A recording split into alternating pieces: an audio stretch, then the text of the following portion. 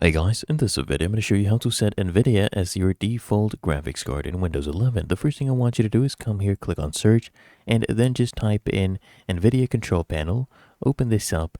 Then what I want you to do is I want you to come on the left hand side and I want you to click on manage 3D settings, and then I want you to go ahead and select your processor. Okay, come here, preferred graphics processor, select your high performance NVIDIA processor, and then click here on apply and save your changes. Then what I want you to do is click here on yes, come here to set PhysicsX configuration, and what I need you to do here is go ahead and choose your processor as your NVIDIA processor. This is mine right here, and then you apply changes here as well.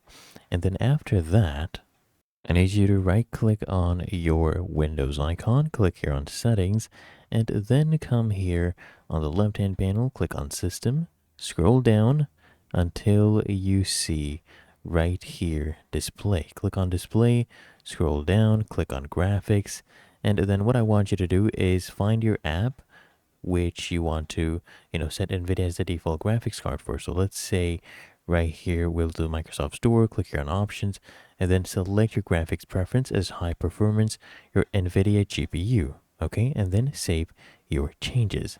And then lastly, what I want you to do is right click on your start icon, come here, click on device manager, and then here on the left hand panel, click on display adapters, and go ahead and disable any other graphics card you have. So right click here, click on disable device, and you'll only have your NVIDIA graphics processor as the default one.